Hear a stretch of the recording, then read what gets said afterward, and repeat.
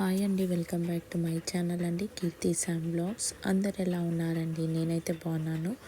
So ఇది వచ్చేసి ఒక కొత్త అప్డేట్ అండి. సో ఇది నాకు వచ్చిన ఇన్ఫర్మేషన్ ప్రకారం నేనైతే మీకు అప్డేట్ చేస్తున్నాను.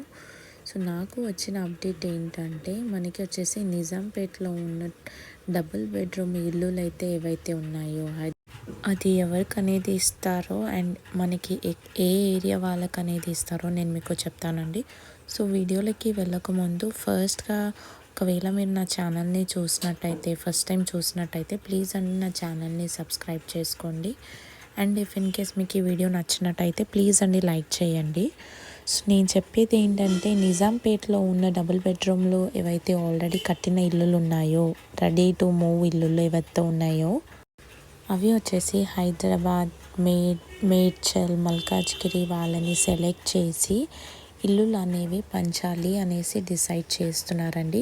సో ఫస్ట్ ప్రిఫరెన్స్ ఎవరికి ఇస్తున్నారంటే, ఎవరైతే సింగిల్ పేరెంట్ ఉన్నారో వాళ్ళకి, హ్యాండిక్యాప్స్కి, అండ్ ఎవరికైతే హస్బెండ్ లేని వాళ్ళ మదర్స్ ఉంటారో వాళ్ళకి, అండ్ ఇంకా ఎవరైతే చాలా పువర్ ఫ్యామిలీ నుంచి ఉన్నారో, పువర్గా అంటే బిలో పువర్టీ లైన్ కానీ అలాంటి వాళ్ళు ఎవరైతే ఉంటారో వాళ్ళని గుర్తించేసి గవర్నమెంట్ అనేది వాళ్ళకి ఇల్లు ఇవ్వాలి అనేసి డిసైడ్ చేస్తున్నారండి. సో ఇందులో కూడా మనకి ఎవరైతే అర్హులు ఉంటారో వాళ్ళకి మాత్రమే ఇస్తారండి.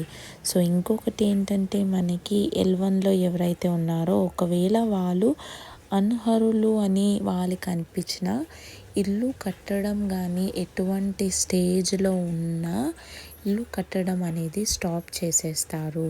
సో సేమ్ L2 లబ్ధిదారులు ఎవరైతే ఉన్నారో వాళ్ళకి అనర్హులు అని అనిపించిన వాళ్ళది ఫామ్ అనేది కూడా రిజెక్షన్ అనేది చేయబడుతుందండి. సో ఇక్కడ ఏంటంటే, మనకి ఎవరైతే అర్హులు ఉంటారో వాళ్ళకే డబుల్ బెడ్రూమ్ కానివ్వండి, ఇంద్రమ్మ ఇల్లులు కానివ్వండి వస్తుంది.